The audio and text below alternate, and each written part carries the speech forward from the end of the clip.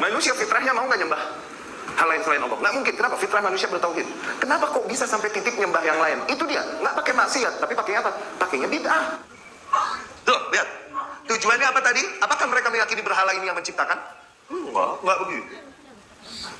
Sama seperti yang menyembah kubur sekarang. Kalau dibilang kalian penyembah kubur, enak aja. Kita nggak nyembah kubur, kita nyembah Allah. Sama, dia juga. Penyakit yang sama, muter kok, dunia muter kok. Ingat.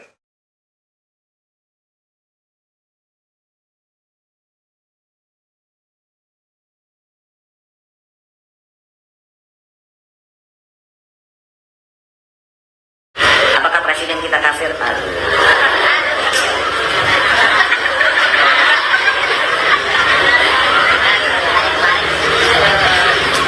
usah ngaji kesini deh.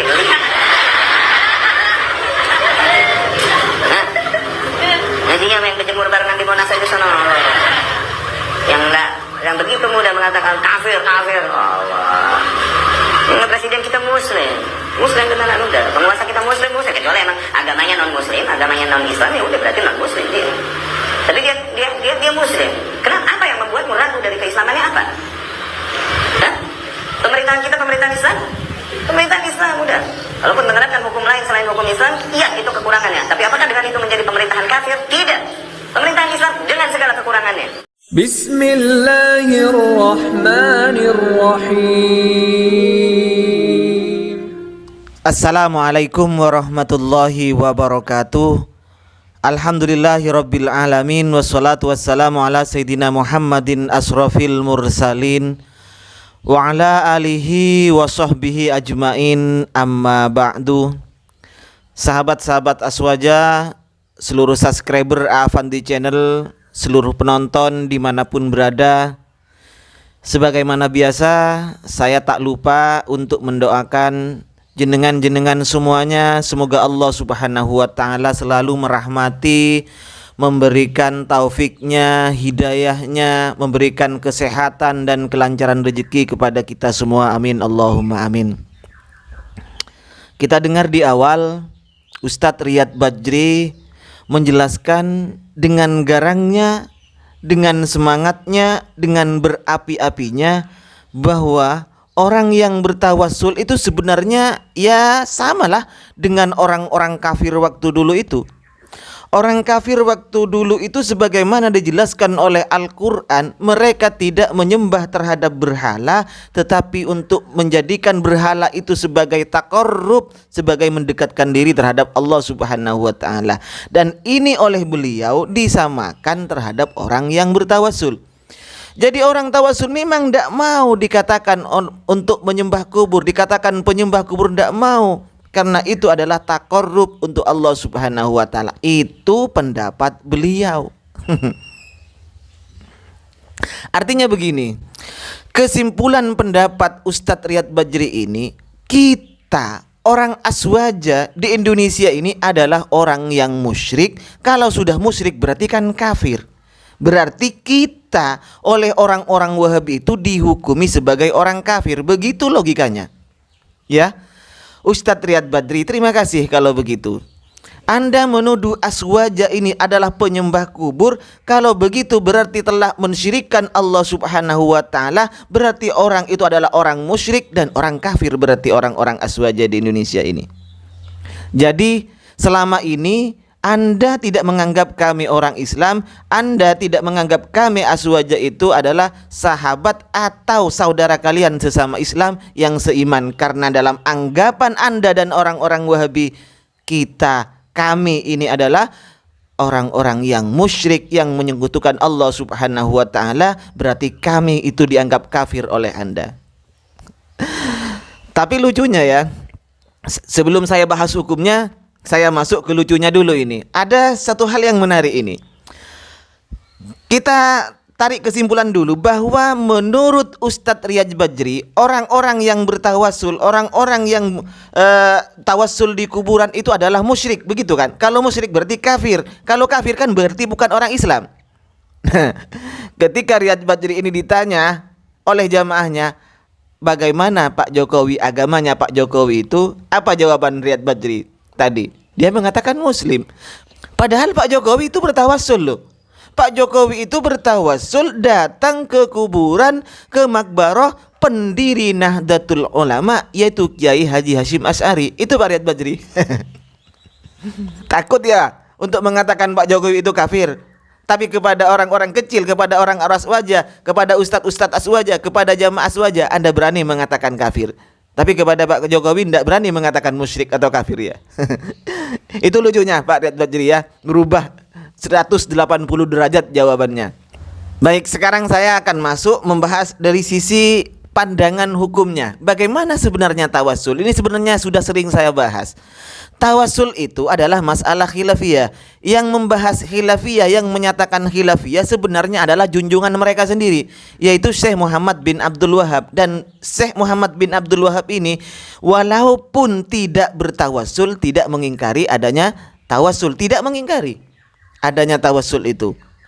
Dan perlu diingat bahwa sebelum Ibnu Taimiyah tak ada ulama yang menganggap syirik orang yang bertawassul di kuburan, orang yang bertawassul terhadap orang yang sudah meninggal dunia. Tidak ada yang menganggap syirik sebelum Syekh Ibnu Taimiyah. Coba kalau tidak percaya, cek ulama siapa sebelum Ibnu Taimiyah yang melaksanakan tawassul kemudian dianggap syirik oleh ulama yang lain. Silakan datangkan ibaratnya, datangkan teksnya. Kalau dulu Pak Endang itu mengatakan bahwa tidak ada sahabat sama sekali yang mengerjakan tawassul dan para tabi'in tidak ada. Ya karena Endang itu kan tidak bisa ngaji sebenarnya. Ngaji saja tidak bisa, apalagi untuk membaca referensi. Ini konten saya tidak akan menanggapi Endang, karena Endang walaupun saya baca ibaratnya dia pun tidak akan mengerti. Ini untuk menanggapi Riyad Badri ya. Baiklah, agar tidak panjang konten ini, kita langsung masuk ke pembahasan kitabnya. Ini referensinya yang menjelaskan bahwa ada sahabat yang bertawassul terhadap kuburan Rasulullah Sallallahu Alaihi Wasallam, dan ini ada di kitab Musnad Imam Ahmad bin Hambal. Yang pertama kita buka di kitab Musnad Imam Ahmad. Beliau salah seorang ulama salaf, juga salah seorang imam madhab dari madhab yang 4.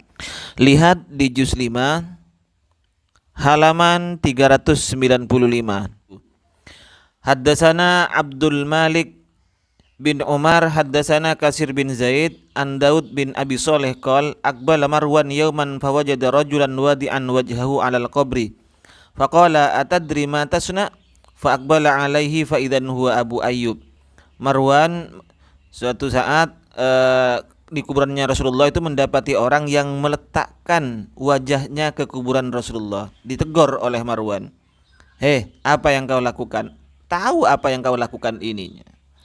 Kemudian setelah menoleh ternyata Abu Ayyub.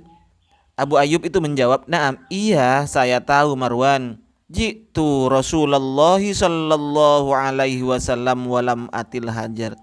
Saya datang ke sini itu datang ke Rasulullah Marwan, bukan datang terhadap batu ini.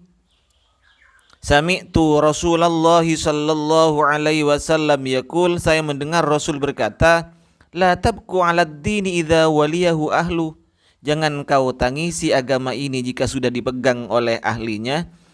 Walakinibku, tetapi tangisilah agama ini ketika sudah idza waliyahu ghairu ahlihi, sudah dipegang oleh bukan ahlinya, ndak tahu agama tapi malah pidato menerangkan agama. Selanjutnya di dalam kitab Fathur Rabbani, ini penjelasannya Musnad Ahmad bin Hambal. Bisa dilihat di halaman 32 nomor 70 itu bisa dilihat takhrijnya di bawah, takhrijuhu qala al-Haytami. Al-Haytami berkata fihi Katsir bin Zaid, itu rawinya terdapat nama Katsir bin Zaid. Wathaqahu Ahmadu, yang disikohkan oleh Imam Ahmad. Imam Ahmad ini adalah salah seorang ulama salaf, salah seorang dari imam besar, pembesar dari madhab yang 4. Wathaqahu Ahmad wa ghairuhu, dan disikohkan, dianggap sikoh oleh Imam Ahmad dan lainnya. Wa dha'afahu, kemudian didhaifkan oleh An-Nasa'i dan lainnya. Jadi kita harus jujur menyampaikan seperti itu. Selanjutnya kita buka kitab Al-Mustadrak ala Shahihain karangan Al-Hafidz Abi Abdillah Al-Hakim, yang kita kenal dengan nama Imam Hakim. Terus di bawahnya nanti itu ada talkhis, at-talkhis karangannya Al-Hafidz Az-Zahabi, muridnya Ibnu Taimiyah. Kita buka di Mustadrak ini juz keempat, cetakan Darul Ma'rifah, juz keempat halaman 515. Kita bahas bagaimana komentar Al-Hakim. Langsung beliau mengatakan hadza hadisun shahihul isnad. Ke bawah ke talkhisnya Imam Az-Zahabi, muridnya Ibnu Taimiyah. Katsir, maksudnya Katsir di sini adalah rawinya. Rawinya itu adalah Katsir bin Zaid an Daud bin Saleh faqwala Marwan ila akhirih. Terus komentarnya apa? Komentarnya Imam Az-Zahabi shahihun. Ini adalah sahih. Selanjutnya kita buka kitab karangan murid Ibnu Taimiyah Al-Hafidz Ibnu Katsir dalam kitabnya Al-Bidayah wan Nihayah. Sebenarnya ada 3 kitab yang sama penjelasannya dengan ini. Cuman karena sama kita buka yang Al-Bidayah wan Nihayah saja. Lihat di juz 7. Wa qala Al-Hafidz Abu Bakar Al-Baihaqi akhbarana Nasr bin Qatadah wa Abu Bakar Al-Farisi ila akhirih. Terus langsung pada intinya apa yang dibaca an Malik dari Malik. Malik berkata asaban nasu qahtun fi zamani Umar. Pada zaman Umar bin Khattab penduduk Madinah tertimpa peceklik. Faja'a rajulun ila qabrin Nabi sallallahu alaihi wasallam. Kemudian ada salah seorang sahabat, salah seorang laki-laki yang mendatangi kuburan Rasulullah sallallahu alaihi wasallam. Faqala, laki-laki itu berkata di depan kuburannya, "Ya Rasulullah, istasqillah li ummatik." Mintakan hujan terhadap Allah untuk umatmu ini. Fa innahum qad halaku, mereka sudah hampir mati. Fa atahu Rasulullah sallallahu alaihi wasallam fil manam. Pada malam harinya Rasulullah datang di dalam mimpinya terhadap orang tersebut. Rasulullah sallallahu alaihi wasallam berkata di dalam mimpi orang tersebut, "Sampaikan salam saya pada Umar, kabarkan pada beliau, kabarkan pada Umar bahwa umat Madinah, orang-orang Madinah akan diberi hujan oleh Allah Subhanahu wa taala." Nah, kita lihat komentarnya dari Ibnu Katsir. Apa komentar Ibnu Katsir tentang athar ini? Wa hadza isnadun shahihun. Ini adalah isnad yang baik. Demikian ya untuk teman-teman Wahabi. Ternyata memang ada riwayat seperti itu. Riwayat-riwayat yang menjelaskan tawassul dan banyak ulama mensahihkan termasuk muridnya Ibnu Taimiyah sendiri itu ada riwayatnya. Kalau Anda tidak nerima misalnya dianggap ditolak oleh Anda, itu terserah Anda, itu hak Anda. Demikian apa yang bisa saya sampaikan, mudah-mudahan bermanfaat. Wa khairan minni, wassalamualaikum warahmatullahi wabarakatuh.